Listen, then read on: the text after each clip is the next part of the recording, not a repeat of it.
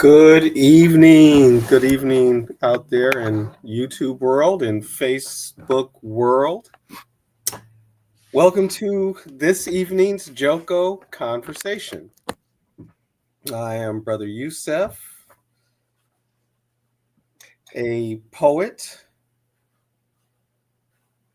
published poet, performing poet, a professor of literature and composition and creative writing, a scholar of cultural studies, with emphasis on the Black arts movement,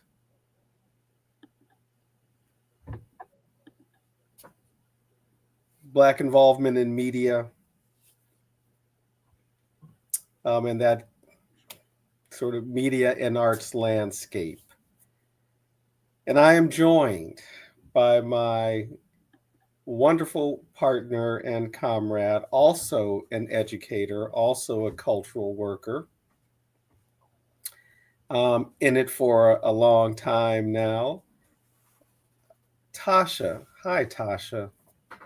Hi, Yusuf, and greetings, everybody. And thank you for watching and joining and like, subscribe, and share, and all those things, and comment and join the conversation. That would be so delightful. We've had a few instances where we've been surprised by folks, uh, probably. Uh, uh, what is it, web surfing and floating past our little discussion and stopping in and sharing. And it's always great. It's always delightful. So it is welcome. Comment. And if you're on StreamYard, send in your comments and we'll say them out loud and everything.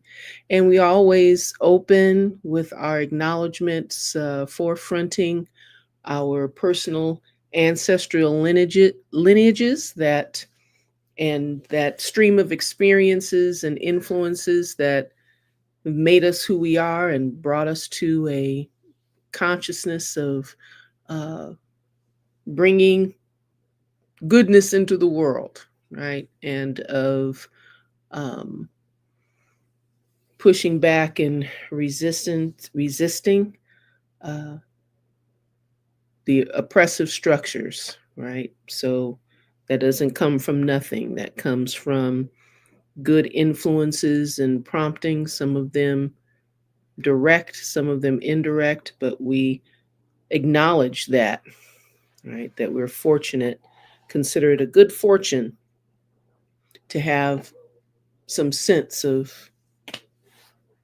making a beautiful world and neutralizing injustice. And we always acknowledge our uh, group ancestors as people of African descent who have contributed their creativity, their ingenuity, their insight, their labor.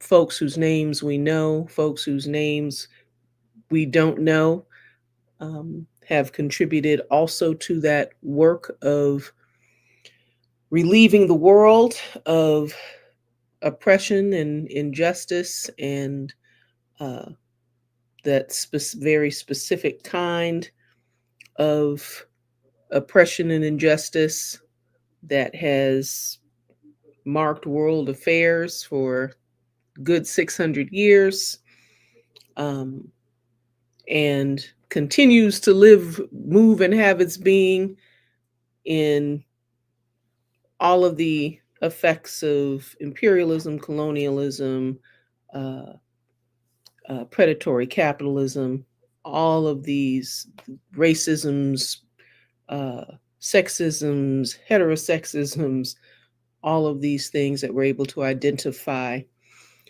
as social ills. Yep. And we acknowledge that our ancestors, we have folks in our tribal lineage that have pushed back successfully against that structure and bring us to a better place.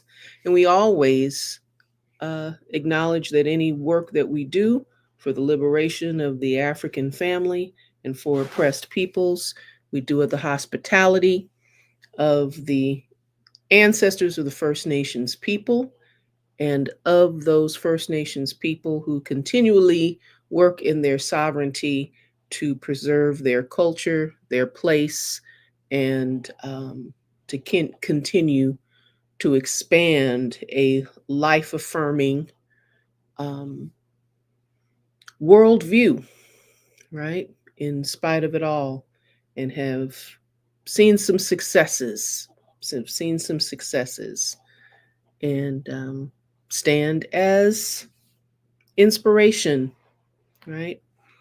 And stand in their integrity. So we always give that acknowledgement because we know who and where we are and where we come from as African descendant people. Um, and so this evening, I see our uh, esteemed comrade, uh, Professor Simmons, has entered the studio. So it's great. We're going to be able to get on to it. Greetings, James. How are you? Greetings, James. Welcome. Greetings, good people. You speak too kindly of me. Mm. Always so gentle, so gently spoken you are, James, and so graceful. Yeah. Well, I wish I was used to the StreamYard. I would have a different background, but I guess a brick wall is better than nothing. Yeah, Mm. not a brick wall. Why not? It's good. So here we are, and here we go. Yusuf, we want to talk about our conversation, our topic of conversation tonight. Well, according to the description, our first topic is just an update from LA, right? And as LA has been a site of repression and resistance, particularly in this ICE mobilization, right? And so the update is that what the first 2,000 National Guard were given back over to the state, and then I guess the rest of them too. And so Newsom recalled the National Guard at some point, in this past week, maybe over the weekend it happened. And then I guess earlier this week, the 700 Marines were recalled, right? Or no longer guarding the federal building in Westwood and downtown. And that's likely because, with this new budget, a lot of the stuff in this new budget, the big abominable budget, they very skillfully held off a lot of cuts and stuff until after the next election, right? As they continue to play people for fools. But not the ICE funding. That's immediate. So, maybe they feel like that their new domestic military force is, about to be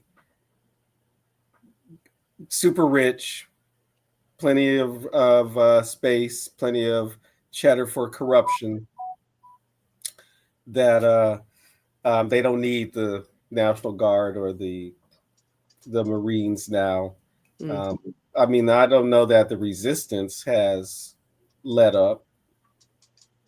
I know Politico framed an article earlier in this week that the Trump administration or the feds had brought Los Angeles to its knees. Seemed like an overstatement, but they're talking about the economic impact, right, of people not going to work and businesses losing business, etc. So in that ways, it's certainly interesting, though, that a sitting president would actively undermine, the most prosperous state and region, for political points, or, well, like, guess it's part of the playbook, right? As they say. So, anyway, that's an update, and I would I recommend folks check out lataco.com,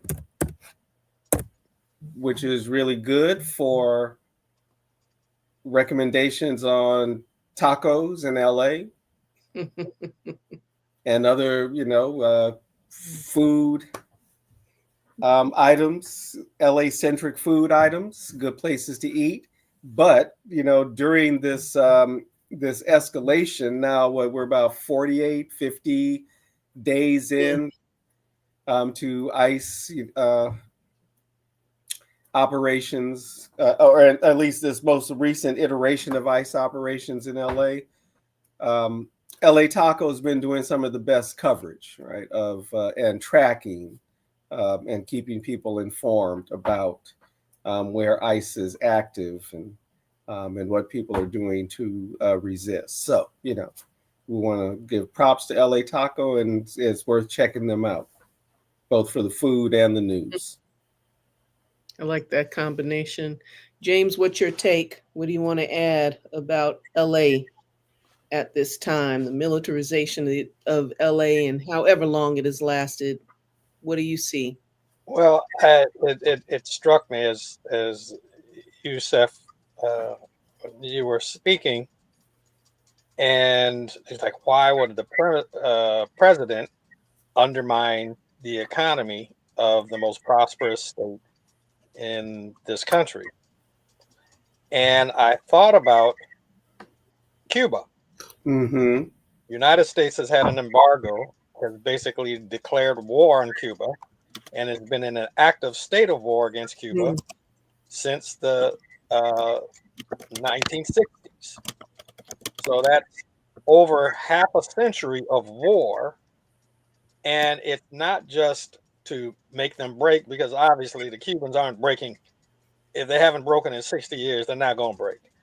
They are poor because of it in terms of finances. Mm-hmm. People have been deprived of its natural trading partner, the biggest country that would buy its goods that are being exported from Cuba. But the benefit is you get to say, look at this failing communist state. Mm-hmm. And people are standing in lines for food. They're driving old cars. Their buildings aren't painted, et cetera, ignoring that under the system, their system of socialism, they have some of the best healthcare in the Western Hemisphere, Mm-hmm. where people are regularly go to be healed. They have one of the best educational systems in Western Hemisphere. They have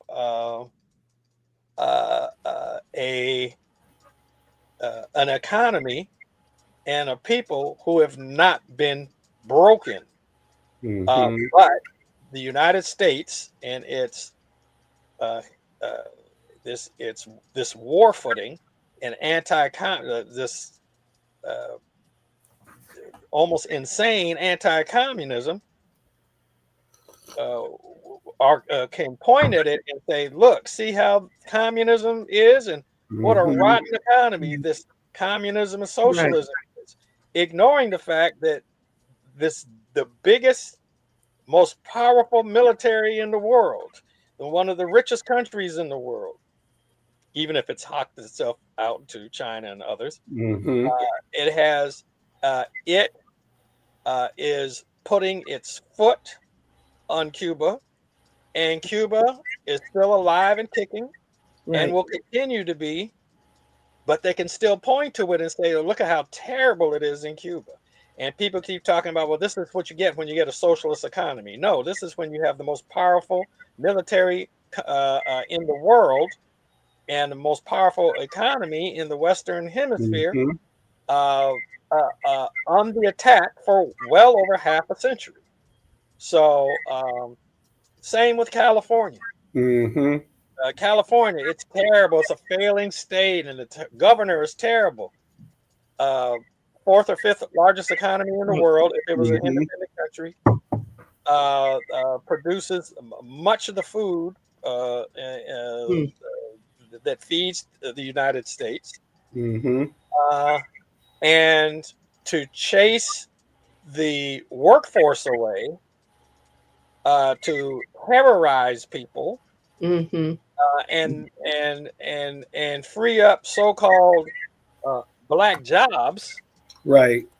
in the fields that these Mexicans and Latinos have taken, is just another false group of false assertion, Mm-hmm. not based in fact. Mm-hmm. And from my understanding, the growers are like, well, we thought all the black people want to come Right. and fill the jobs. No, nobody said that. Right. That's what Trump meant by black jobs, right? Yeah. That's what he was talking about. So that lie is is failing those people who wanted these policies, because we got to get rid of the Mexicans or the Latinos and make America great again by re-enslaving black people, and it's just not working out. Yep. And they really did believe that was deeply believed, right? That black people would just, get in the fields in that way, right? And I guess even take the domestic work, right? Or again, fulfill those traditional roles, we used to fill in this country. Yeah, that's right. And, some of them are acting butthurt because black folks are not running to those jobs, at least not at slave wages or whatever, right? And horrible conditions and all that, and non-unionized and all that, right? Ununionized, destroying the unions and trying to force people. They say, oh, well, we have a workforce of able-bodied Medicare recipients or Medicaid recipients, and we can force them out into the field. What's forced labor now? Right. It's like, you're not going to eat, you're not going to get your healthcare taken care of unless you work in the fields. Right. How is that supposed to work? Yeah. Right. So, and most Medicare, most of those recipients do work, right? So what, you're supposed to leave this job to go do that job? Yeah, it's interesting that it's not more linked to the workfare concept, and it's linked to the Medicaid pool. That's interesting, rather than, because usually that angle for that too, though, I think those like work requirements to receive EBT or something like that are supposed to be increased, or because of that whole discourse that's been around that these are quote unquote lazy people who just don't want to work, while the laziest people the people who work the least, right, are just supposed to be rewarded because we are supposed to accept they are just particular geniuses of some type, right? They know how to invest, right? So that's good enough. Or they were smart enough to be born into the right family. Just the worship of capitalists, they've earned somehow intergenerationally, there's some kind of intergenerational blessing, of prosperity that the non-prosperous are somehow bound to respect. And whether or not folk articulate it that way, that is that's the behavior, and that's the kind of this sentimentality around that hoarding, and around that it's such an unfortunate and self-destructive belief pattern, right? It is pathological, and sociopathological, as are these beliefs that are driving the administration, this administration, and many across the Western world, but just this notion, the America great again, kind of resettle. Were they trying to resettle, the land to, reassert the the sense of a white majority and white Mhm. supremacy? The way that is going to dismantle and kind of fall down around them, because Mhm. that's interesting. That's interesting to me, just because it is what is it? They're on standing on clay feet on all of Mhm. these untruths that have been systematically, and to greater extents here and there, and over time, Mhm. revealed, so they're exposed, what have you. So they're trying to cram take control of the narrative and cram it Mhm. back down folks' Mhm. throat, trying to get to that next generation, that K through 12, trying to, apply the old remedies, Mhm. um, but mm, just I don't, what is it? What is the quote? Truth, trust, crushed to earth. Yeah. Anyway, yeah. But with that in mind, right, the effort to increase the white population's numbers or percentage but through this ethnic cleansing, um, Yeah. even though the federalized troops and the Marines have been recalled from Los Angeles, ICE remains very active over Mhm, this last week. They've been mhm. active in Culver City, South Central LA, downtown LA, Santa Ana, San Bernardino. They're still, and again, and the resistance continues to be active. As there was footage from an Ontario surgical center, I think, earlier in the week, where the Mm, surgical personnel were yeah. just like, no, you cannot take this person, and you put themselves between the ICE officer and the patient, right? And so resistance continues, and across sectors of the society, right? People do not like what ICE is doing, um, Mhm, and even the approval of immigration has, mhm, actually gone up, right? As people are realizing the importance of the immigrant population to the comfort of their lives, basically, right? And so, approval of immigration has gone up in the last week. The last poll I saw, anyway, something like 89% or 80s, in the 80s percentile of people mhm, thinking immigration is a net positive for the country. So anyway, mhm. that's the update from LA. I don't got nothing else to add. If y'all don't know if y'all got anything else to add about LA right now. Yeah, I just can't wait for lettuce to be like $20 a head. That's the shot. That's Yeah, the money shot right there. yeah. Here we go. Here we Hmm. go. Yeah, right. And it's It, coming. that's coming, right? That's all projections. That Hmm. prices will continue to rise. Hmm. So Yeah, and so between that, tariffs and depleting a of workforce, course, yeah, jeez. yeah, So anyway, yeah. mass destabilization. So here we go. We ready. All right. So the name of our program tonight: Stay woke, stay ready. Are we ready for the acceleration? All right. And so just in that little mix of topics and ideas, James, of course, we always like to have you on to talk about trends in um, trends in uh,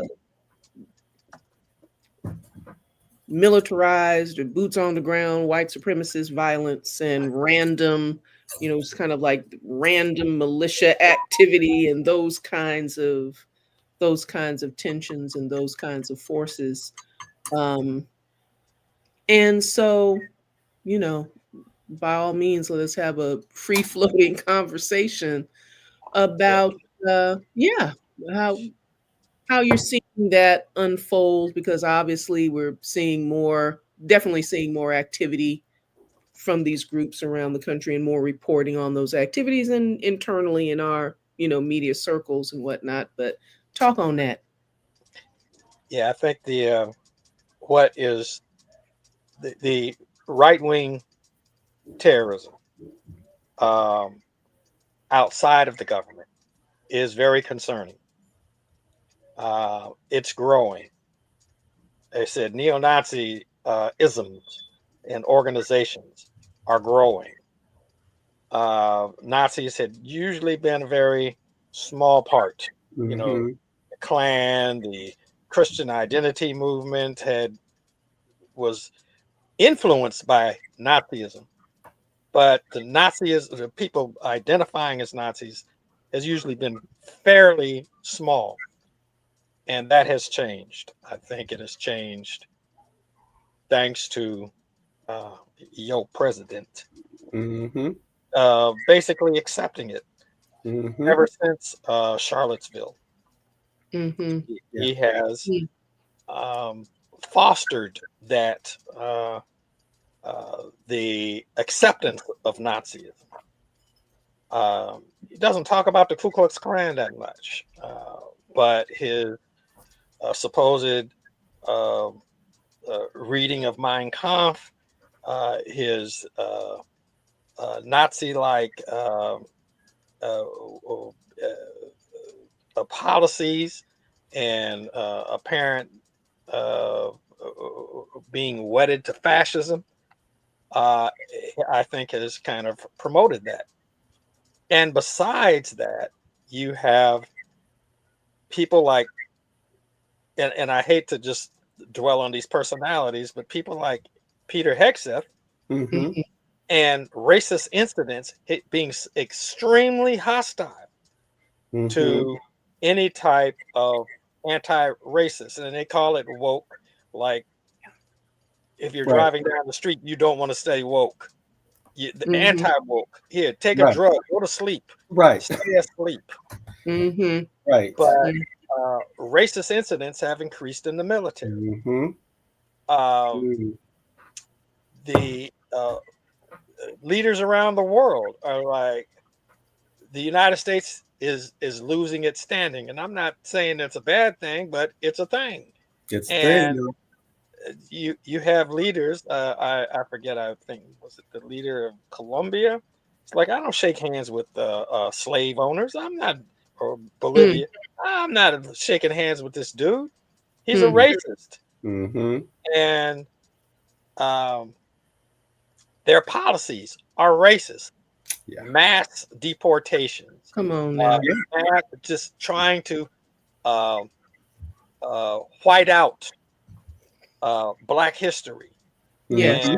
and Mm-hmm. the history of anything non-European, Mm-hmm. and people accepting it, Yes. including Black people Mm-hmm. Right. and Mm-hmm. Latinos. Just Mm-hmm. utterly bizarre. Mm-hmm. And I've just heard a lot of talk about um, uh, this the conflict and the conflict of interest between Blacks and Latinos. It's not that different. The interests are not that different. It's like coming Mm-hmm. out from under the heel of white supremacy, except for there are a lot of Latinos who think they're white and Mm-hmm. consider themselves white, and if they want to consider themselves fine, white, that's fine, except for the whites here. People like Donald Trump themselves don't Right. consider them white.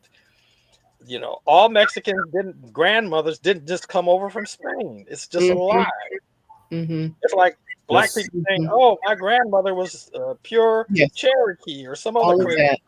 It's like exactly. all crazy talk. It's anti-Black, anti-African crazy talk. Mm-hmm. And Mm-hmm. yes, there is indigenous blood in the Black population here in North America, but not everybody's grandmama Right. Right. It was a Cherokee It was a or a full-blooded black person, Cherokee. or Yeah. what? Black people weren't all Washita. Come on now. They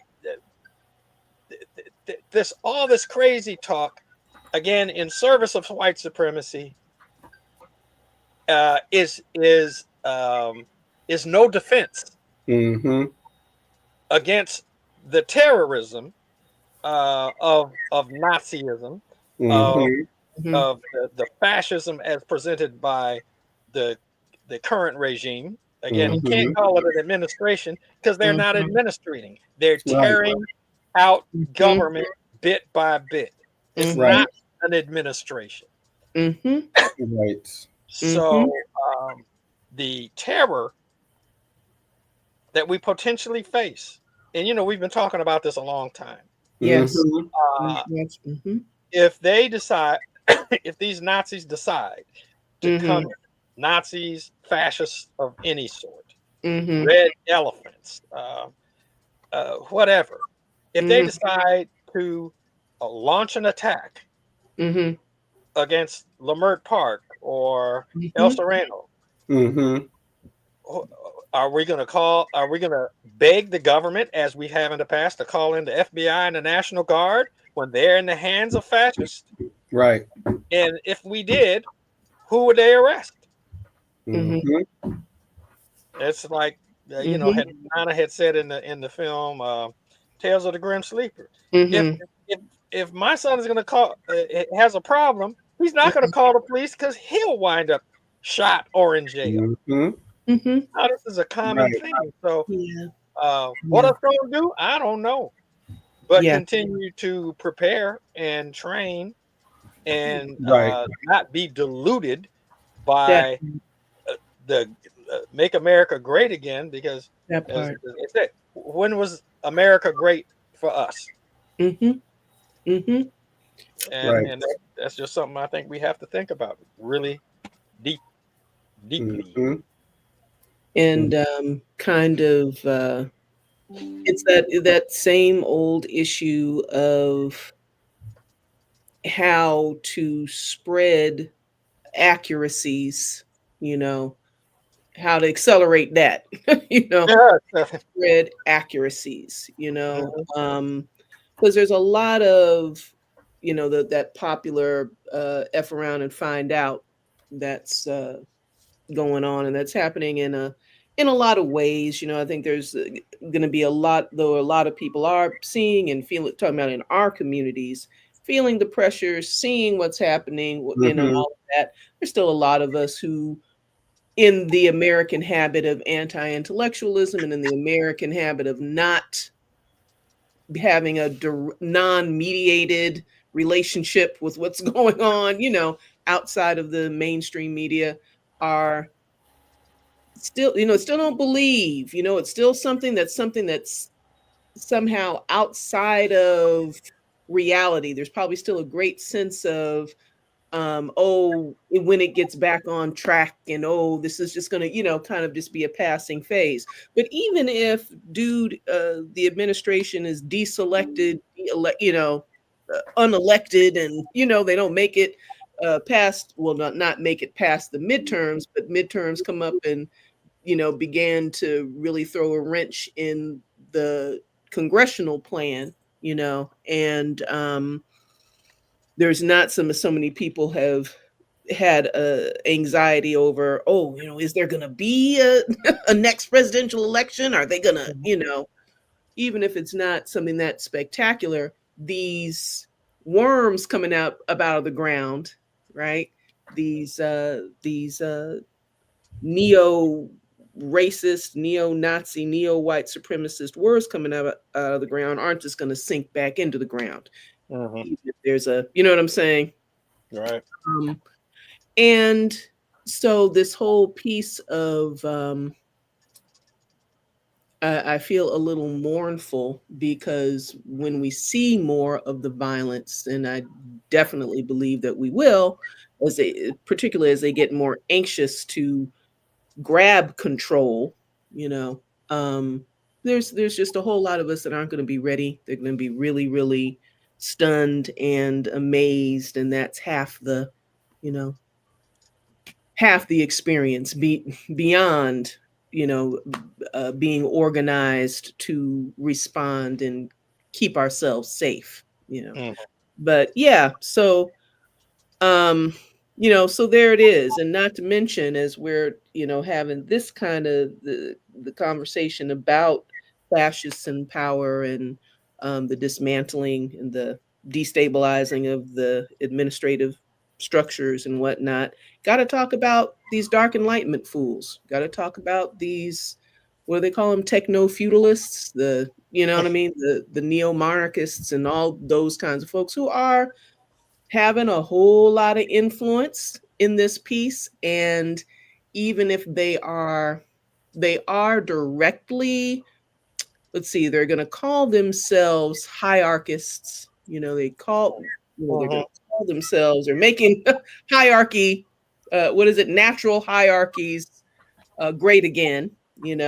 Even if they don't often directly say white supremacist. um but yeah, they have a whole level of cult following, with people who just think they're, moving into a bigger, better, technologically, uh some kind of technological super world of, whatever these notions are, Mhm. whatever these notions are. So anyway, there's so many different things to understand. So many things to understand about the motives of these folks, and that this the this kind of effing up of administrative structures and destabilization isn't all a result of foolishness. It's not just Right. foolishness and stupidity. Yes. Yes. And uh, all these little what people normally call extremists,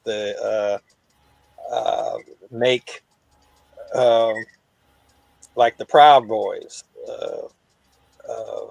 Western civilization chauvinists, look politely conservative, um, and they're not.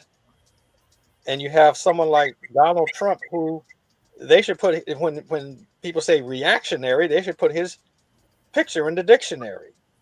He doesn't want to move forward. At every step, he wants to move back. He wants to go back to coal, supplying Right. power. He wants to go back to uh, a white European majority. Uh, he wants to he wants to call uh, he wants to reinstitute the supremacy of white men, Mm-hmm. and call uh, the any attempt to equalize uh, uh, benefits and power and resources. Mm-hmm. Any attempt he wants to call racist and discriminatory. Mm-hmm. It's truly bizarre.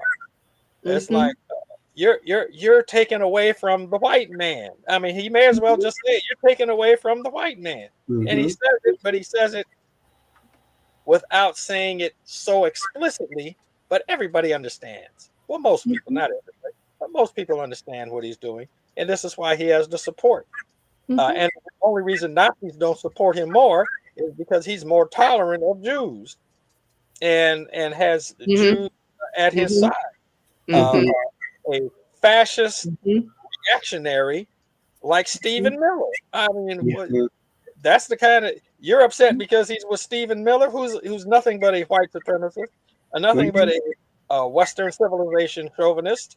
Uh, Mm-hmm. he hates black people and people of color, and he works as hard as he can to get rid of black people and other people of color. And but Nazis want to, um, what's his name? Turning Point USA. What's his name? Charlie Kirk. Charlie Kirk. Upset with Trump because there are too many Jews around him. Mm-hmm.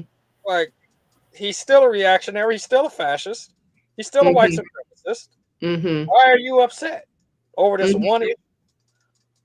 Because he has a Jewish son-in-law, and some of people like Steve Miller around, and he supports Israel. It's like he would sell out Israel just like he sell out everybody else in a heartbeat. His interest, yeah, just at the drop of a dime. Mm-hmm. Mm-hmm. But he is willing to sell anybody out for what he perceives as his interest, and I'm not even saying the country's interest. Most reactionaries want to talk about the country. This guy, he just wants to talk about himself, enriching and gorging himself with riches. Whether it's from universities, extorting millions and of dollars from universities, from law firms, attacking the court system, right, attacking Congress, attacking the states. That's just the way he is. And I feel that some of these accelerationists, as we'll say, those who want to push forward a reactionary white revolution, might attack him. Because it's traditional. Right wingers kill right wingers, almost like black people kill black people in the movement. White right wingers kill white wingers, and they don't mind doing it because they're not towing the ideological line. So this might be the right flank of a movement against this authoritarianism of Trump. Well, like we've often said, whiteness is a hell of a drug, right? That people don't want to let go of, want to, get them some of. And for, for Black folks for whom whiteness is always out of reach, Americanness is that drug, and it's white adjacent, right? Because that's what American means, really, in most people's mind, right? And you don't have to qualify it with any kind of adjectives, right? Right. Take out the hyphen. Right. The white person, probably in a cowboy hat, right? That the world imagines, right? And so those Black folks who are going along, and some of whom are also genuinely fascist, right? And any effort to to politically educate people in a way that they wouldn't be at least centrist, right, has been squashed, and almost every sector of society, right, demonized and not taken seriously and starved of resources. So again, things can't work like public school, right? So that the public institutions don't work. But they are among those finding out, right? I mean, even immediately with these some of these Black politicians, Republican politicians, up there on stage with Trump during the campaign and whatnot, and got nary a job in the administration. Nary. One of them, somebody got a job who wasn't even that visible on the campaign, and still don't know what his name is or what his job is. You're always looking at him on the side of the camera, like, wait. And was a late addition, right? One of the last appointees or something. Yeah. So there's a whole bunch of that, like you were saying, Tasha, the FAFO that people are experiencing. But this regime is an accelerationist regime, right? And, absolutely. You were talking, James, about the assertive effort, right, to dismantle the state, really, or at least the administrative parts of the state, and Mhm. reinforce the coercive parts of the state. And that's part, that's part of that sort of a structural collapse, right? To lead to that kind of social collapse, that accelerationist.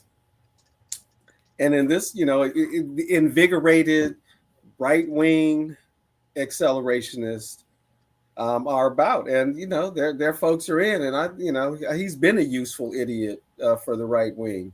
What identified as a malignant narcissist, Yeah. Over and over.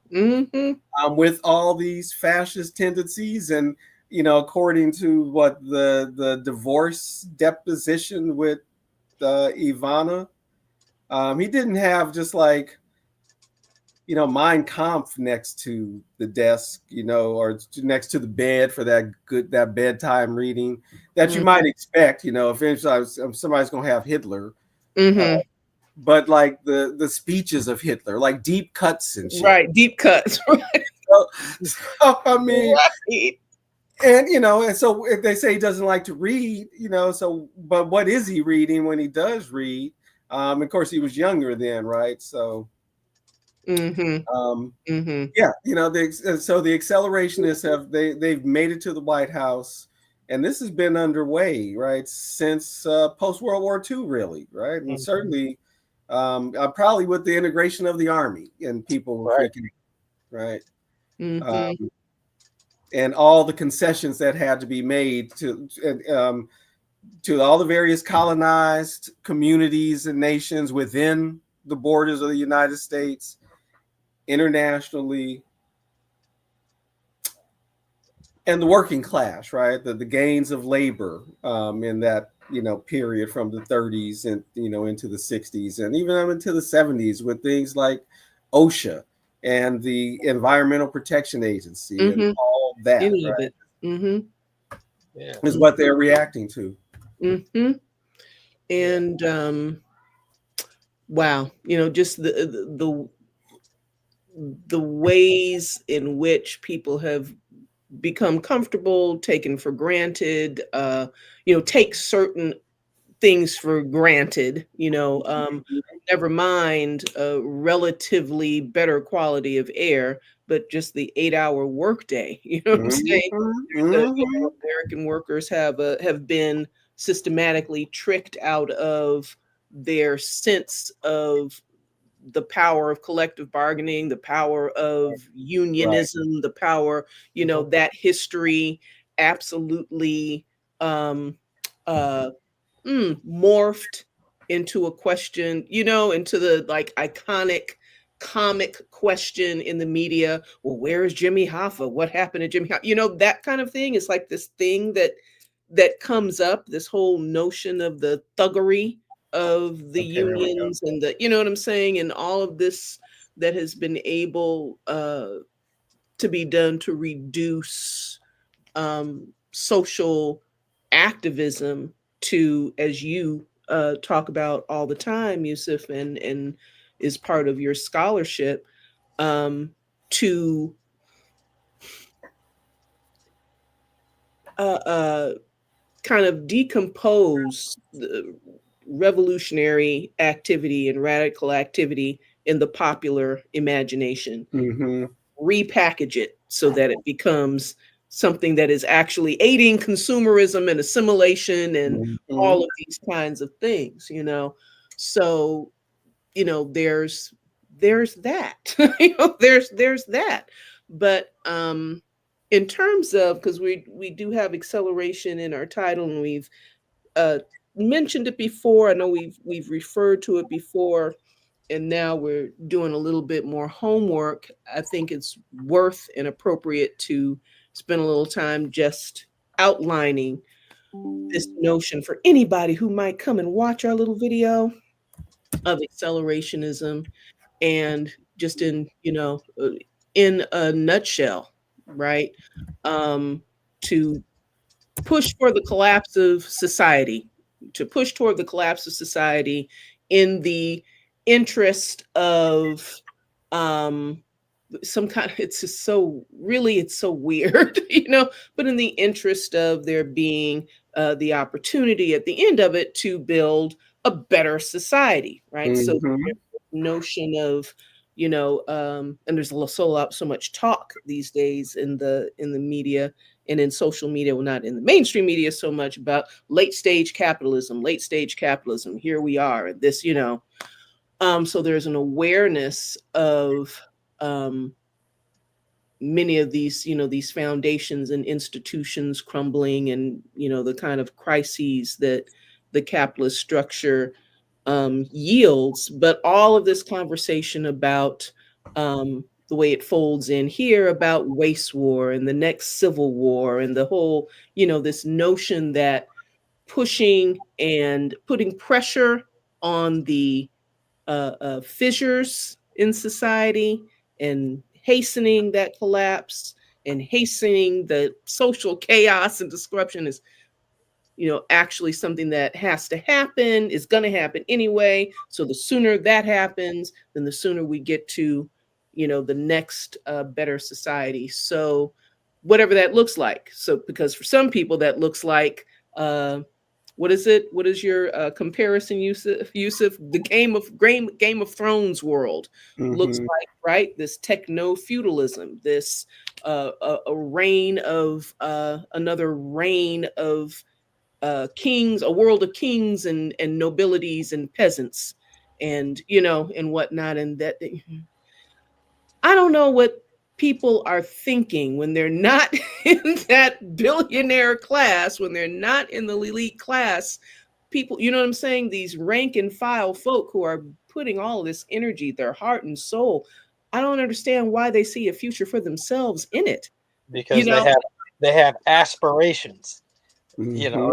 It's like the same people who buy lottery tickets. You're Right. gonna wow, spend money on lottery tickets so you too can be a millionaire, even though you and nobody you know has ever won the lottery. ever. And it's 1 out of 50 million or whatever. You Wow. Yeah. you have a better chance of getting struck by lightning. Right. But people still buy lottery tickets.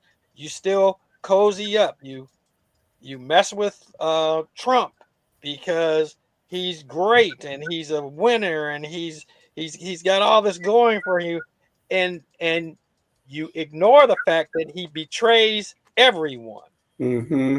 If you displease him in the whatever way, he will betray you. You will lose everything. He will call you incompetent and idiot, whatever, but you still want to get close to the throne until you're thrown out and in Hmm. prison or fired, and uh, your character is deconstructed and Right. lied on, Right. and everything he can do to destroy. He's picking on what's her name on the Rosie View. O'Donnell? No. No, Joy Behar. It's like, Oh, why are you attacking Joy Behar? Don't you have better things to do? nope. But this is what people fear. They fear him. They fear him, just like Nazis want you to fear them. And Yeah. this is why the Klan, they want people to fear them, and they will commit atrocities so to ensure that they are feared. Now, there are some people, of course, who have said, "No, we're not scared of you, and you come over here, uh, we will take your head off." And Mhm. so it's like, why did lynching stop in the United States? Like, why is that? Was it like did the character of Americans change? Or was it Mhm. the fact that a bunch of combat veterans came back from World War One, the Spanish American War, Mm-hmm. World War One, World War Two, and said, Mhm. no, I killed white people over there. I don't mind killing you for Mhm. our Mm-hmm. free. Right. So lynching virtually disappeared. And it wasn't Mm-hmm. overnight, but it Mhm. was, I believe, and I don't have the empirical data, but Mhm. people came back from war against Europeans, the enemies of the Mm-hmm. United States, Mm-hmm. and said, "No, if we're gonna die, like Muhammad Ali said, if I'm gonna die, I'm not gonna die in Vietnam. There people haven't done anything. I'm gonna die fighting Mm-hmm. you." You Mhm. oppose my freedom. Mhm. You oppose my liberty. You oppose my progress. And so in terms of this conversation on accelerism, Mhm. Mhm. and staying woke, staying ready, we really have to consider: do we really want to continue to protect the interests of the United States? Mhm. Hoping, like with the lottery ticket, and they always jerk it back. Mhm. Like we had Reconstruction, they got rid of it. We had the New Deal, we Right. weren't a part of it. We had desegregation, that's over. We had affirmative action, that's over. And this accelerationist president said we're getting rid of everything, including history. Mhm.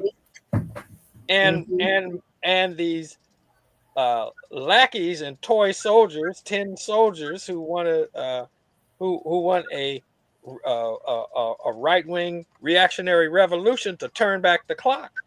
He Mhm. feeds into that, Mhm. and Mhm. the accelerationism uh, as uh, performed by this government is giving heart to these fascists Mhm. on the street. Mhm. Mhm.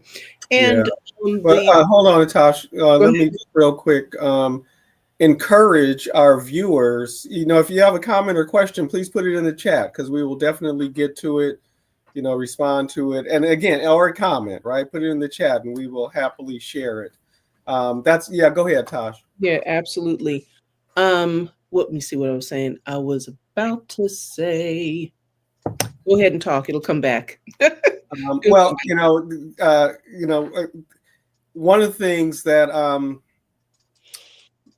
note in the definitions of accelerationism, right? And particularly right wing accelerationism, and got to be specific there, right? The kind of right wing accelerationism, far right accelerationism that's come up here, and that is the war, the active war against modernity.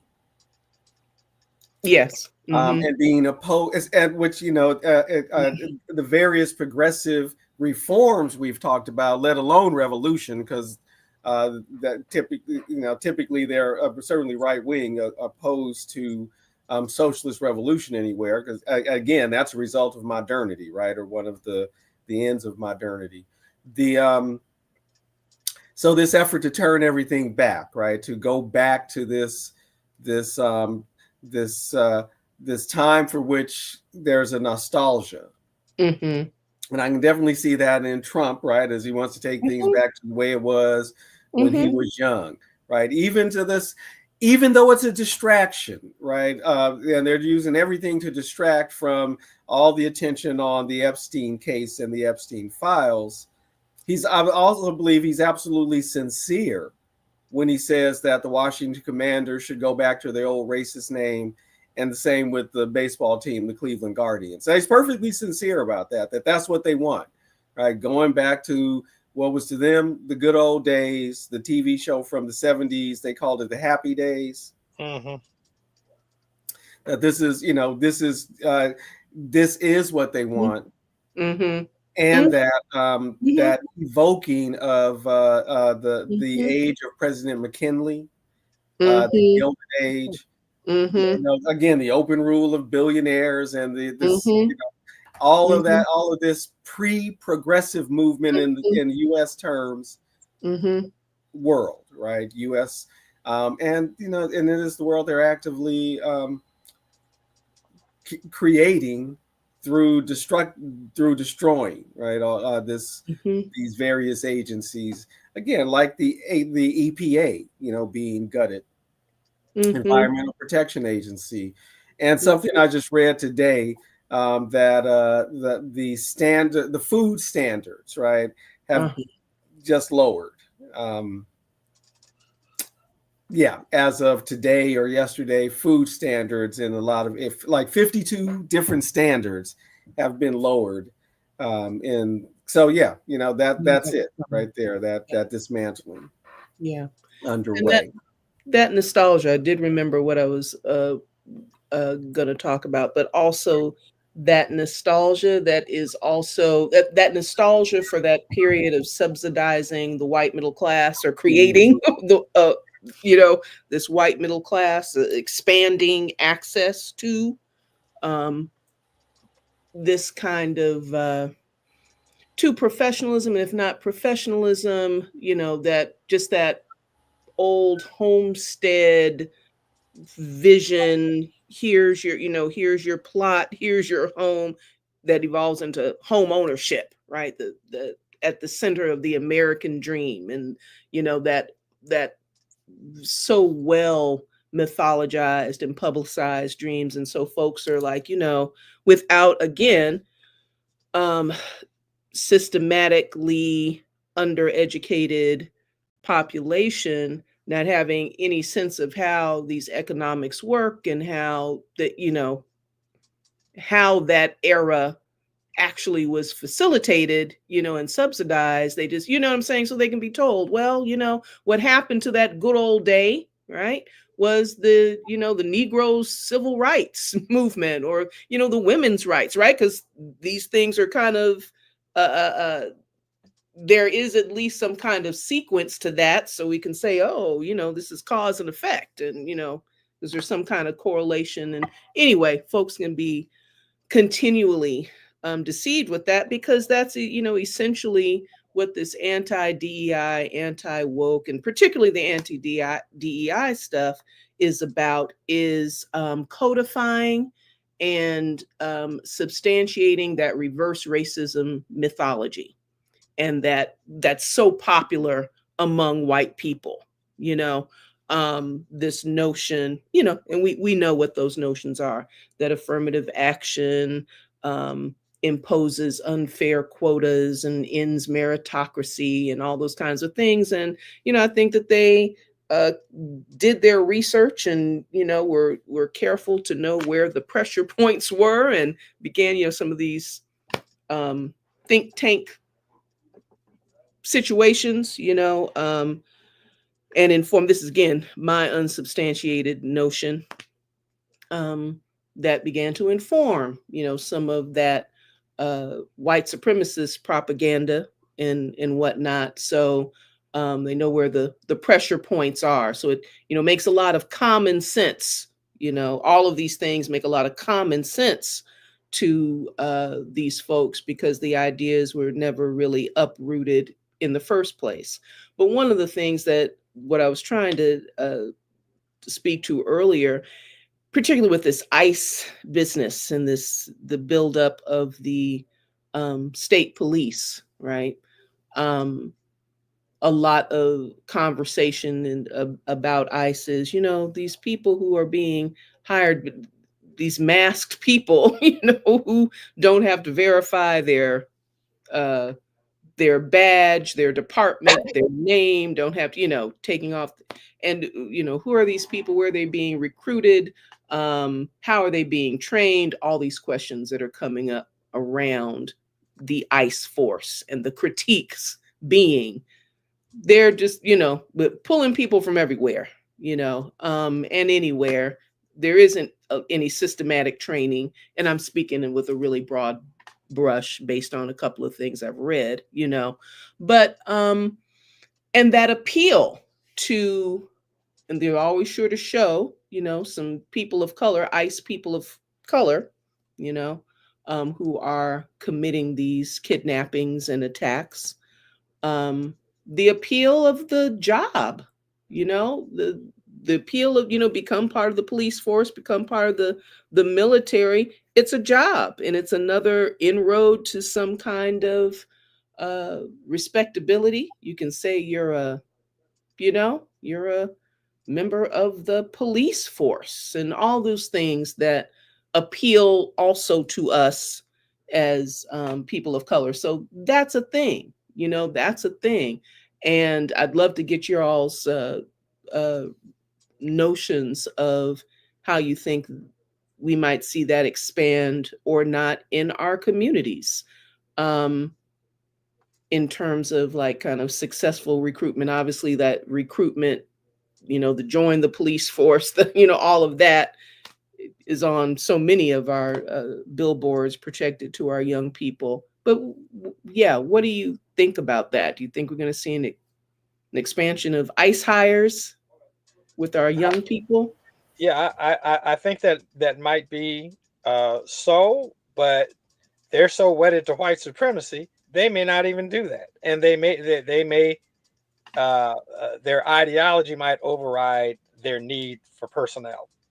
I think they're heavily recruiting from the right, people out of, like, say, Proud Boys or the Boogaloo Boys, or whatever kind of reactionary forces there are. On the other hand, they could be recruiting from the neighborhoods, from the ranks of oppressed people, because who better to infiltrate and get the inside on where workers are, Latino workers are, than some Spanish speaking people. Who can better go into the hood and figure out who is, like, you go to Lamert Park and you look around and say, you don't know who's black, Jamaican, Nigerian, Ghanaian, you just don't know. But you could have someone and easily infiltrate. When I was in Namibia, we were and discussing the police that were terrorizing the people leading up to the independence elections. They say, yeah, a lot of people, they're not ideologically wedded to the fascist regime and the colonial regime, but some are even former guerrillas. But especially the young ones, they say, hey, you're going to be a cop. We'll protect you from these other people. You can have a car. And they would take the car, and they do donuts on people's lawns and tear up the lawns. And there's a certain amount of freedom and exhilaration, and if not respect, fear of them. So they can have people afraid of them and not suffer any consequences, just like here. So I can see that, but I think they might be held back by their anti-black, anti-Latino, anti-Asian, anti-indigenous sentiments and ideology. I don't know how much they would, because they may think to themselves, well, I'm not going to do that because that's too woke. That's too, we don't want to, just like in every war up until desegregation, they affirmatively kept black people out of the military. Because they said, nah, we give you a gun, you're going to shoot us. Yes. Right? But then when it came down to it, we need people. Right. When there's military necessity. Yeah, so we need more troops, so we're going to give you a gun. And then as soon as the war over, what happened? Give us back the gun. We're going to send you back to Mississippi, where you're going to get lynched for wearing a uniform. Right. So it could fall either way. And with these people, they're so inconsistent. They go from day to day changing their mind. Right. Of what they're doing. So anti-DEI one day, take down the Enola Gay because it has the word gay in it. Take down Jackie Robinson, and then the next day you're gonna, oh yeah, we're gonna release Martin Luther King's. It's like, what? Do you have any kind of consistency? No, not at all. So who knows what they're going to do? And I think back to some of the discussions earlier this year. It's like, how do we approach fighting these people? There's no telling, because we don't know what they're going to do. We don't know. They fight the court. They fight or control the Congress. They're fighting again. They're terrorizing the media. I mean, and I just keep it. Joy Behar. I mean, you're going to take time out to talk about Joe Behar. Right. Joy Behar. It's Right. it's crazy. So Yeah. how do we do that? It's hard to know. It's Mm-hmm. hard to know. They are not consistent with their actions or methods, Right. or Mm-hmm. ideology. It's Mm-hmm. basically what the what do you call it, the noble leader or whatever the hell, uh, Big Mm-hmm. Daddy. People in Mm-hmm. Negro calling him Daddy. Great. Mm-hmm. Come Right. on now. Right. Mm-hmm. Yeah, I think James nailed it. Right. It's there'll certainly be some black folks and others who will encourage right their youth to join these right because it's the idea of a stable job, Yeah. and that's going to be attractive, just like folks are encouraged to join the military Mm-hmm. to get some discipline sometimes, All that. or to join Mm-hmm. the police force. Mm-hmm. So I think there'll be an effort, Mm-hmm. but yeah, just as James pointed out, ideologically it may not work because there have already been open discussions among the right wing, these right wing podcasters and YouTubers and all that, and Pete Hegseth himself and others. And again, since the 80s, that the U.S. military has too many people of color, is too black already, right? The Army's too black. There are too many Latinos, too many immigrants in the Marines, right? So there's already been that discussion and efforts to whiten the military, right, and to make it that white fighting force, right, that they imagine, especially for the race war. So yeah, you're probably going to run up in to both of that, right? There will be some recruitment, but that doesn't mean that those recruits will actually become part of this army in that way, or are relegated to particular types of work, the like infiltration, right? Mm-hmm. And it also isn't ICE, though. I mean, that's another thing to remember, that Mm-hmm. that performance at MacArthur Park, there were Mm-hmm. multiple agencies involved. Mm-hmm. And then these actual raids and arrests that are happening, it Mm-hmm. isn't just ICE, it's some of these other agencies, FBI special units, Mm-hmm. the what is it, alcohol, tobacco, and firearms Mm-hmm. agency and their special units, Mm-hmm. Department of Well, Drug Enforcement Agency and their units, right? mm-hmm. Wouldn't be surprised that there are Treasury, because they got their militarized uh, or what is the Secret Service's Treasury Department, right? So they have multiple agencies of these federal agencies are operating with ICE, right, and in support of ICE, and all of these agencies. In fact, there was some Mm. report recently about why there are so few Black Army Rangers, right? So there are even efforts to keep Mm-hmm. soldiers of color out of these elite units, right? Or they Mm-hmm. aren't encouraged to join the elite units; they aren't recruited for them.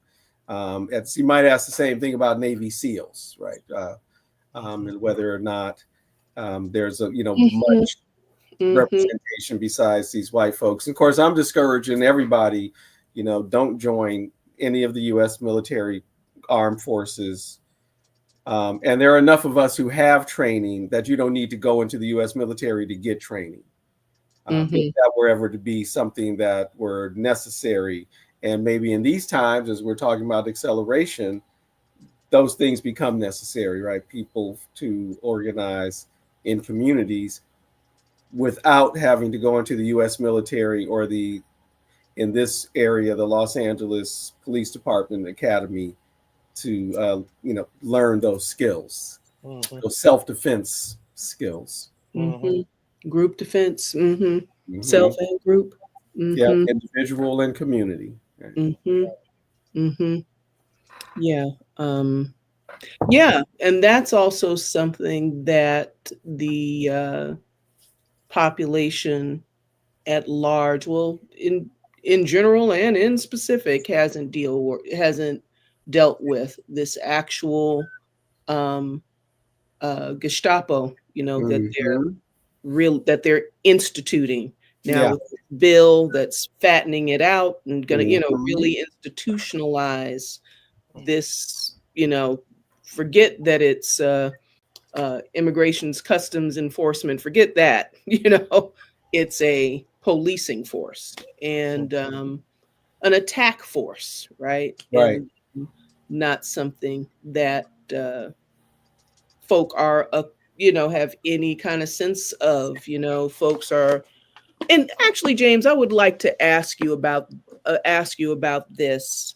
With all of this obvious treading on constitutional rights, civil rights, and whatnot, right? Because you see there's a lot of video of people interacting with these ICE types who are trying to, demand, oh, you got to get out of the car, you must let me search. Well, no, actually, my constitutional right. You see these kinds of interactions. Mm-hmm. What's really happening with that? Because a lot of people are pleading their rights and are thinking that these rights are happening, but what I'm saying, are active, but what's really happening with those civil rights? What do you see is, because they don't seem to, they don't matter a fig. It's very frustrating sometimes watching those videos. People who think they know their rights don't know their rights. Mm-hmm. People are putting themselves in jeopardy for really no good reason. And believe me, I am in favor of rebelling against oppression. I'm not in favor of rebelling for no reason. Right. I'm for crushing and destroying oppression and oppressors if necessary. I am not for putting yourself, your family, your community in jeopardy, Right. because you don't like the way someone spoke to you or Mm-hmm. for emotional reasons. And I've been in the community teaching this for decades, and it sometimes it's very frustrating when I see when even in lot, whether it's live or on the street, people wanting to fight, but there's really no reason to fight. Mm-hmm. Don't want to pay the ticket? Don't pay the ticket. Right. Take the ticket. That way you can maintain your physical integrity. Whatever. But if you just want to fight just to fight because you want to show them, you want to get some emotional satisfaction Mm-hmm. out of the police beating the hell out of you, that to me, that doesn't make much sense. Right. People should know their right, and what they think are magic words. Call a supervisor. Like that's going to stop them from beating your ass. No, they're going to beat you anyway. Mm-hmm. Now, demand a supervisor. There's this recent case. Call a supervisor. No, they smash his window, sock him in the jaw, pull him out of the car, throw him underground, beat him some more. But all the call a supervisor was not going to help that. You take the ticket, fight it in court. Well, what's the reason? You're not giving me a good reason. Well, they don't have to. You're not the judge. Right. Fight it in court. Unless you're a soldier and you want a confrontation and you want to take out someone you think is oppressing you. Mm-hmm. But just because they haven't given you a satisfactory explanation.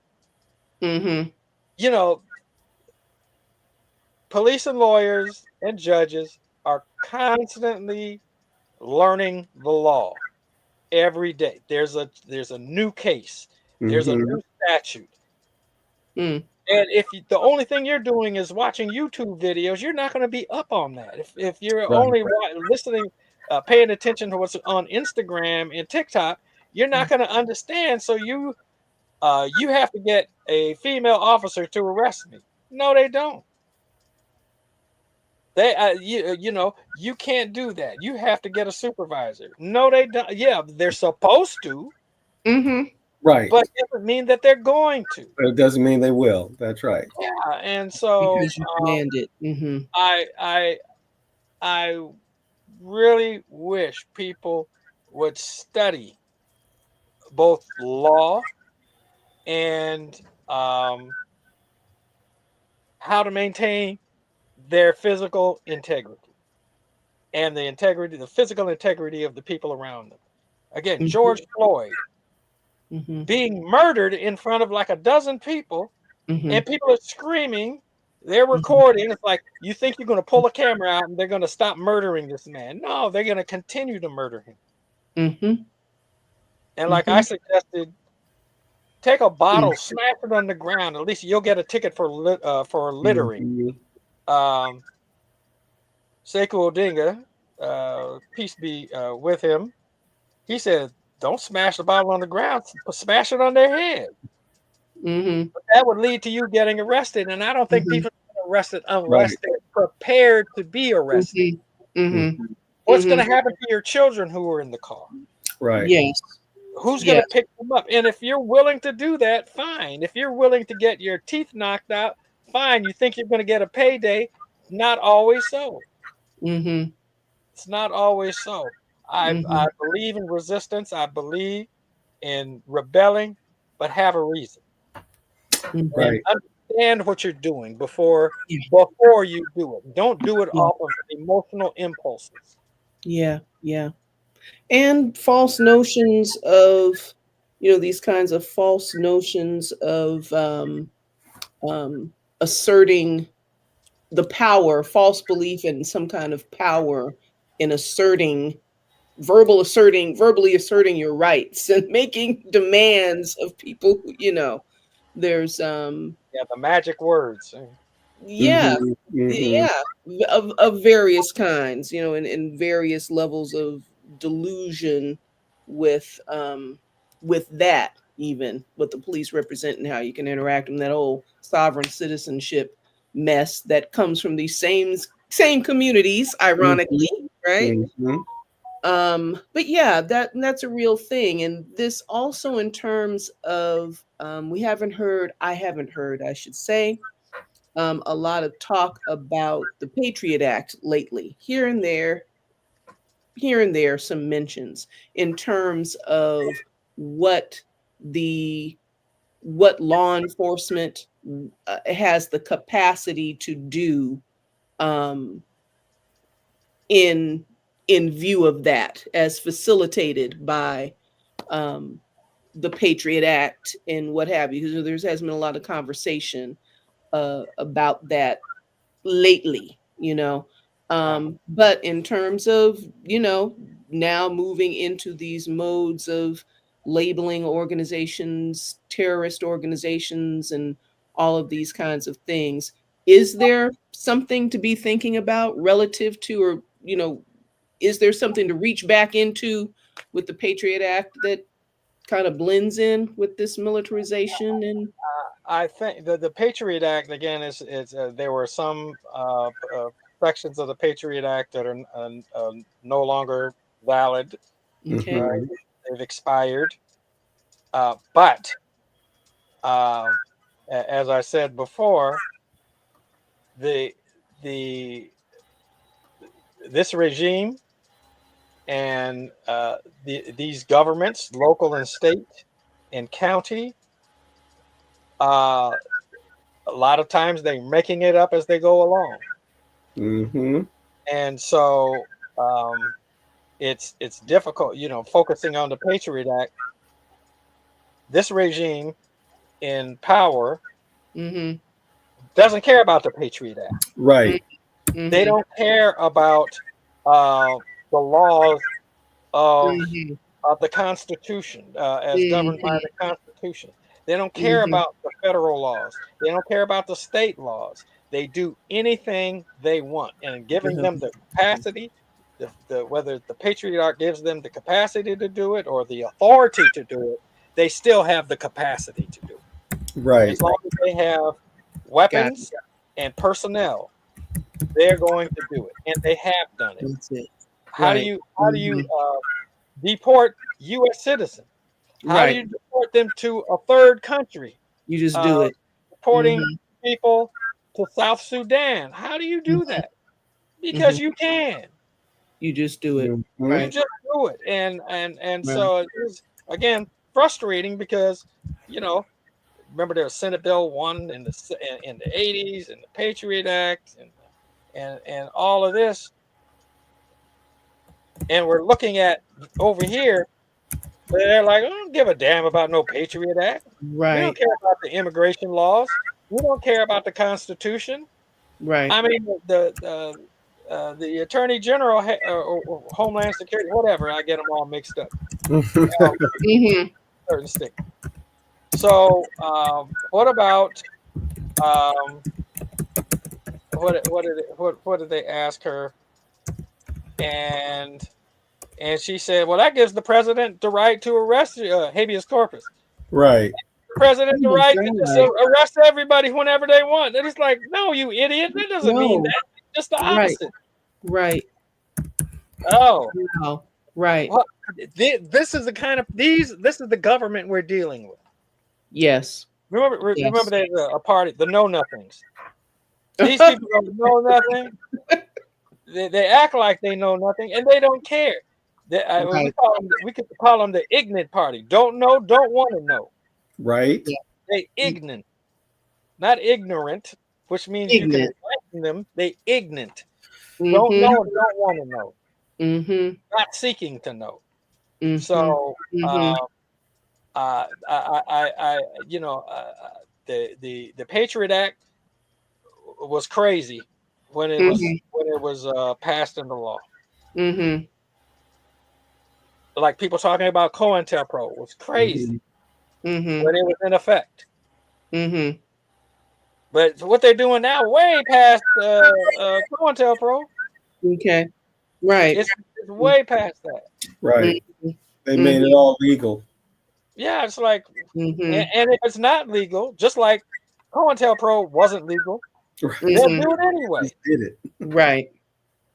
Yeah. So, now go on. I was just gonna say, bottom line, you're saying that's actually whatever it is that's on the books is actually irrelevant. Yeah, it's irrelevant.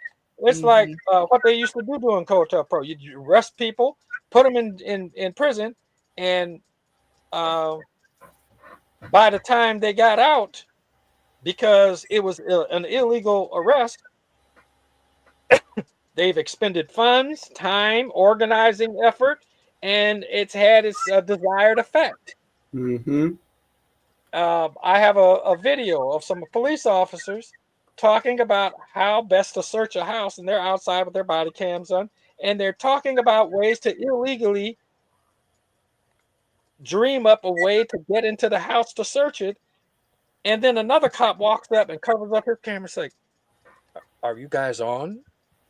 They're like, "Yeah, we're on." They don't care. They do not care. They say, "Well, if they dismiss it, they'll dismiss it." But at least we gave it a good try to illegally enter the house, no matter how it turns out, because this person will be inconvenienced and will possibly plead if there's anything criminal found inside, which there wasn't. Though I thought, or maybe if they found anything, they just let it alone because it was ultimately an illegal entry. So yeah, this is a very tricky time. Yeah, it's always been scary, but it's very tricky because what are we going to do and how are we going to do it? Because they're snatching up judges, they're snatching up immigrants who are following the law, going to the hearings, and they're snatching them up and deporting them. They're snatching up judges. They're snatching up workers. They're snatching up anybody they want, no matter whether they're legal, illegal, in compliance, whatever. Yes. So,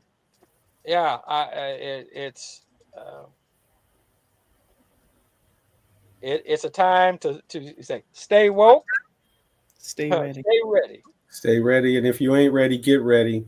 You ain't ready, get ready. because And it's better both be ready the because state and these militias or these groupings of right wing accelerationists, whether they're acting in small cells or parts of larger militias, or again formations like the Proud Boys and the Promise, whether the Oath Oath Keepers. keepers. Yeah, Mm-hmm.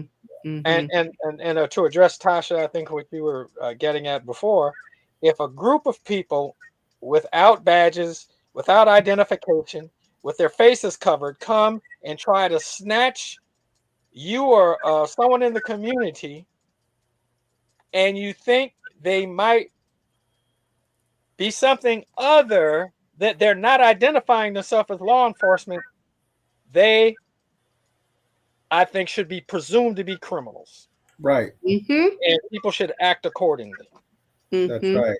Mm-hmm. Or Right. people can't. I'm not going to tell them they should act accordingly, Yeah. but well, they should act accordingly. And whether that's Mm-hmm.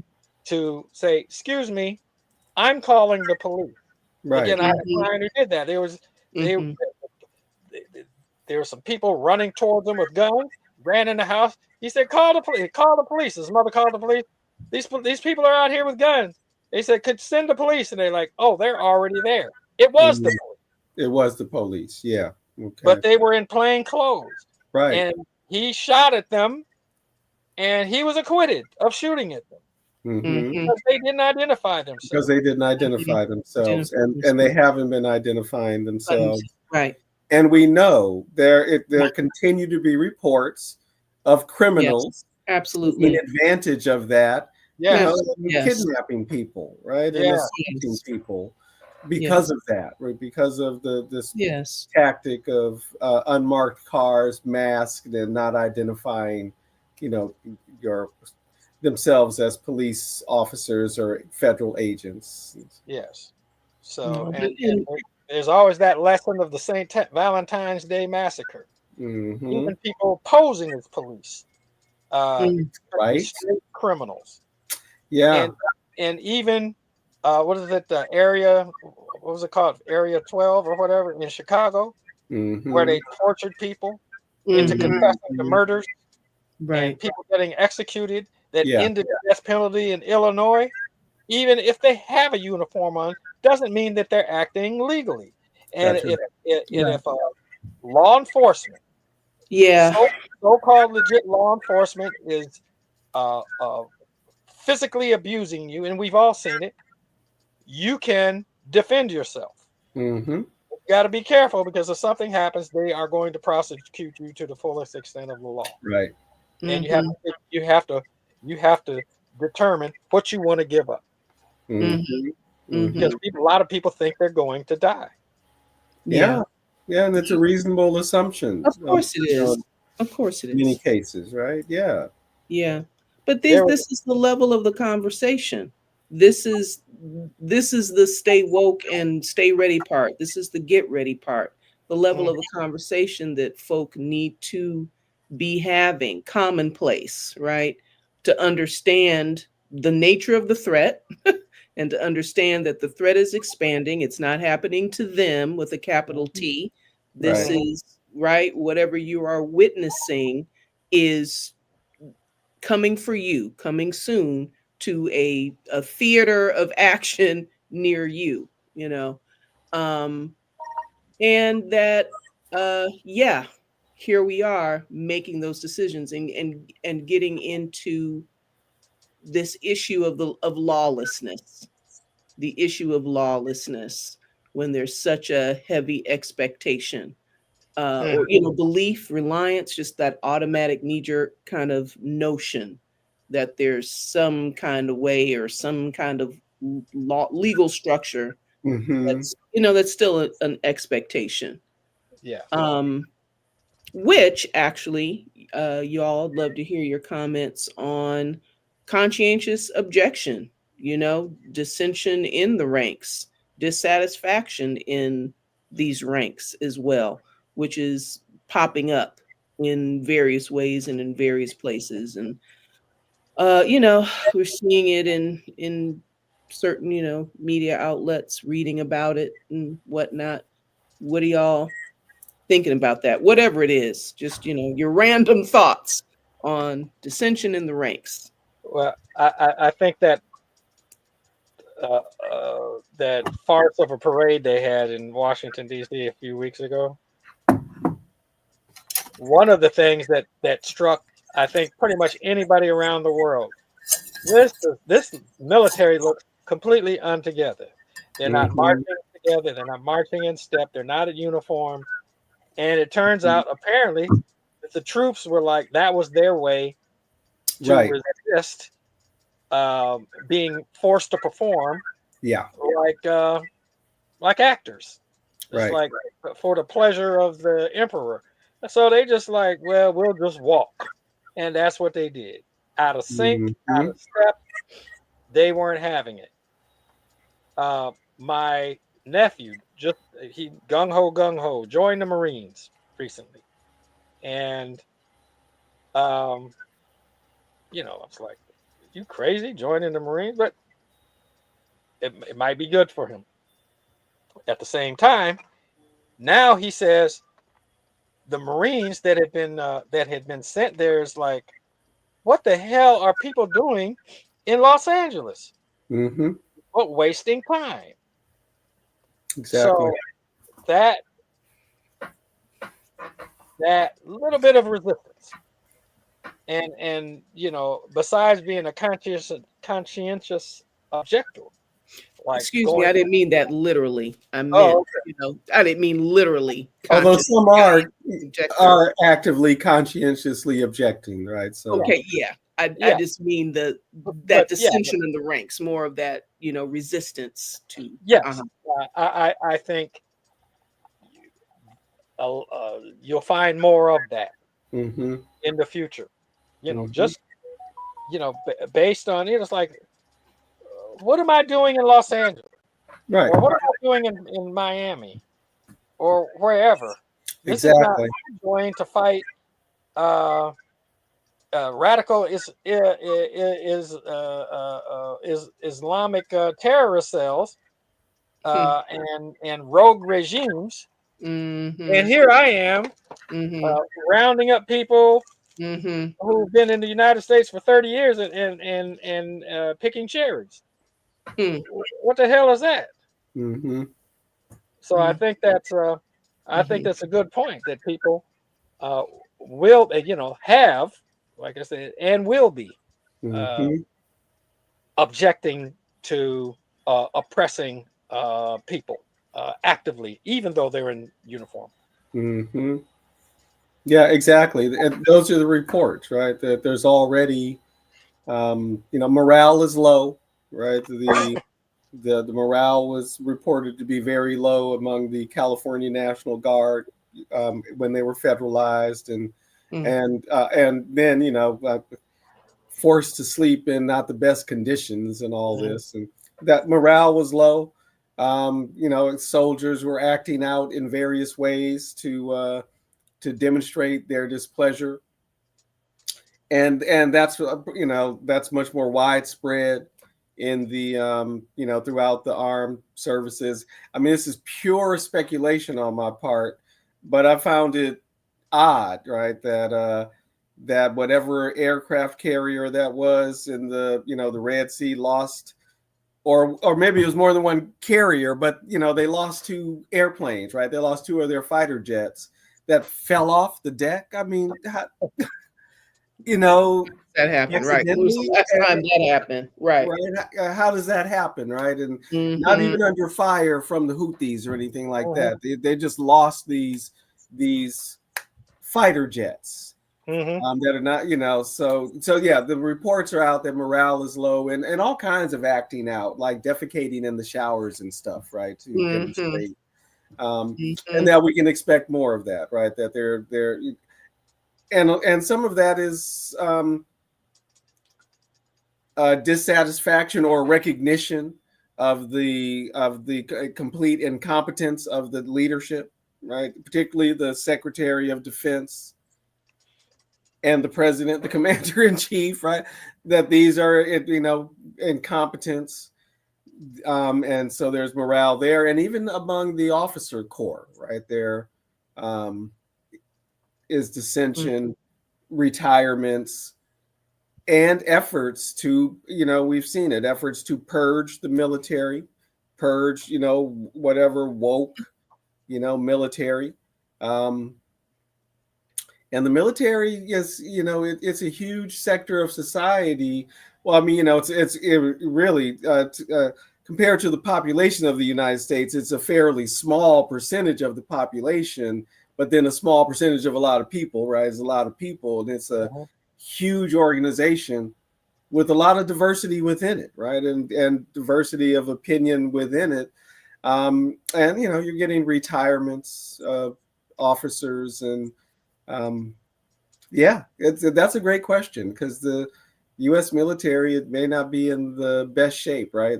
They like to style themselves the best fighting force in the world, and but I don't know that the rest of the world necessarily feels the way they, at least they used to, right? And they've had no impact again on the Houthi fighters, ability to muck up international trade, and through the Red Sea, especially, So anyway, yeah, I think, the reports, I'm reading some of the same reports, hearing some of the same reports. Morale is low. And they're also making efforts to recruit right-wing soldiers, right-wing youth into the military services, right? So right. So this, and that portends a very dangerous situation. Yeah. Very dangerous, where you have, like in Vietnam, where fragging became a norm. And you even had it at the very beginning of Desert Storm, right? Where the brother from the South Central, the mosque on South Central Avenue, fragged several officers. And he's sitting on death row now. Right. Waiting to be executed. I forgot about that. Yeah. But even going back to World War II in Phoenix, when black MPs were battling white MPs and white police officers, machine gun battles in the streets, because white supremacy wanted to reign, and the black troops are like, hell no. We're supposed to be fighting for the freedom, democracy, and we're not having it. So that kind of explosive situation may well develop with even more deadly consequences. Yeah, which takes my thinking back to these accelerationists, among whom are, of course, the white supremacist accelerationists, who clearly articulate, right, that this is the last stand for the white race, and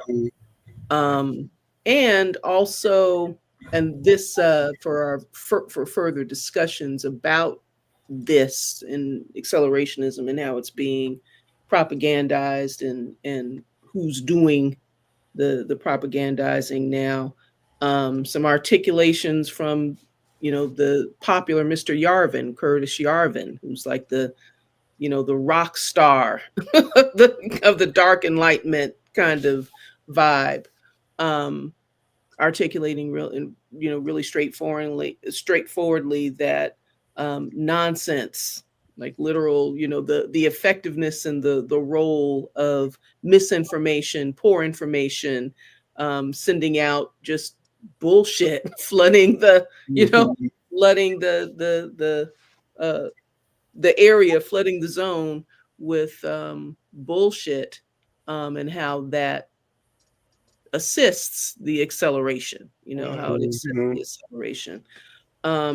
But yeah, okay, my thought left. started thinking about the Curtis Yarvin, and my thought left about misrepresentation, about spreading bullshit. Hope maybe it'll come back, maybe it won't. So I hand it back over because that thought left. Well, that yeah, right. A lot of bullshit that's packaged to sound smart and convincing, right? And I think it's the exact idea that that you find in the Platonic dialogues when Socrates talks about the problem of the sophist, or that's what's meant by sophistry, right? That kind of Curtis Yarvin ability, right? To spin in a, I don't even want to say spin a yarn, although there's a kind of narrative, right, that he's trying to promote, right? Which again is always about the failure of democracy, the failure of people power, right, and the sort of almost like it's a natural state that you have, hierarchical arrangements, human arrangements, where again, that's sort of the inequality of human beings, right? And which doesn't have to be racialized, right? It's just the best will always, should be allowed to rise to the top. And it all sounds very good. To some people, right? It can be very convincing because, if one listens carefully to some of his talks, it's a hodgepodge of stuff. And there's no real argument there, right? It's just, a bunch of assertions and the look of the late modern philosopher rebel, right, with his long wild hair, his spectacles, and his leather jacket, right? All these cults of personality, and that Americans, at least, I don't know about other places and other populations, but are very vulnerable to. U.S. Americans particularly, right? But we know this right-wing shift is global in the white world anyway, right? It's a global white shift, right?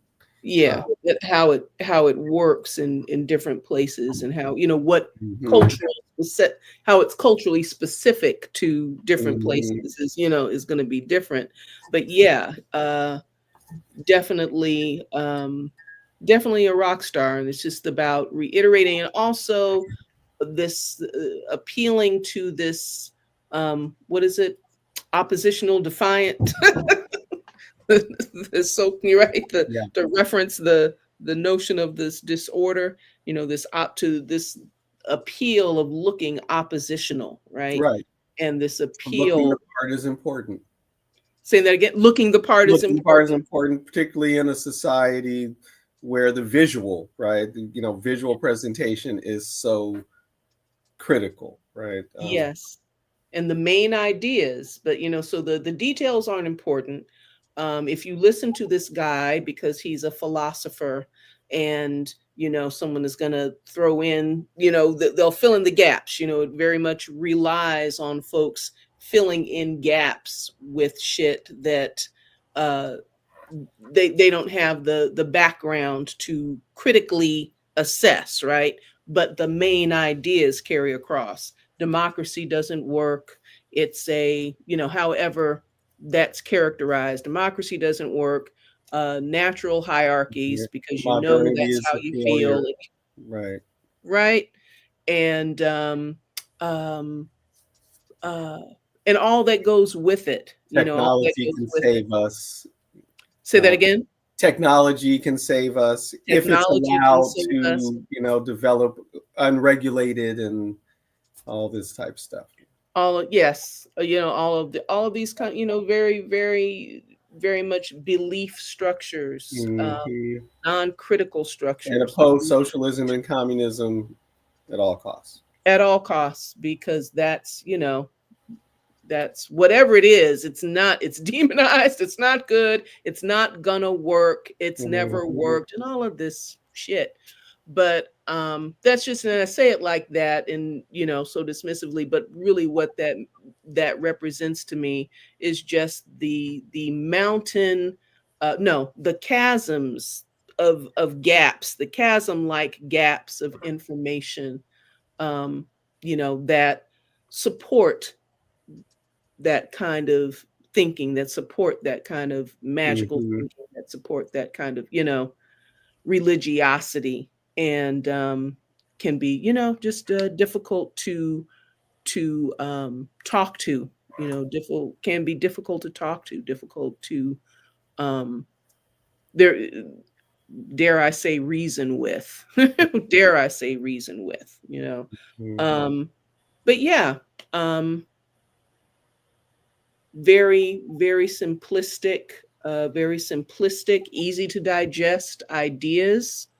And you're, running off, or they're running off into the sunset or the sunrise of the next phase, whatever it is they think. Right. So folks who encourage the acceleration of the collapse of current society, right, so that they can then remake it in their dream image. In the dream image, and techno monarchies and whatnot. Where there'll be, white women with, babies in fields of, those, if you've seen some of that propaganda, some of the natalist propaganda, and it's all these things come together, a white right? chick in a European peasant dress and a field of wildflowers.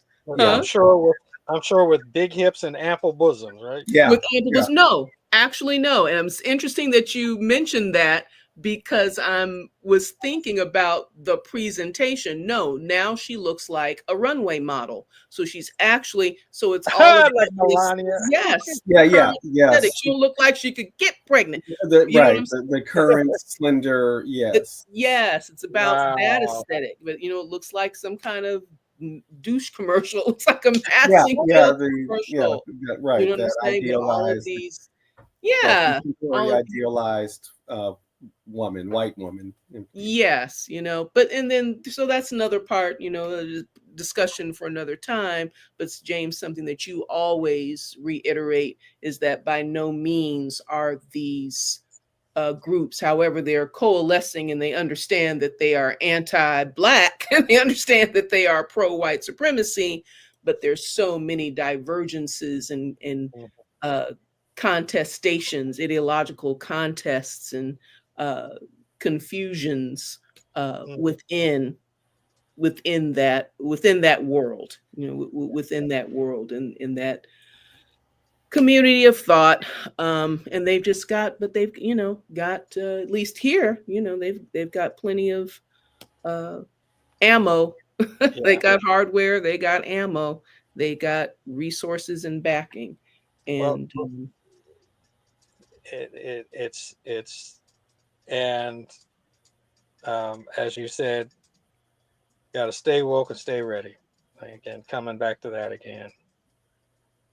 But I wanted to bring something up. Just showed up on my phone. Calls for Obama's execution skyrocket amid coup claims. So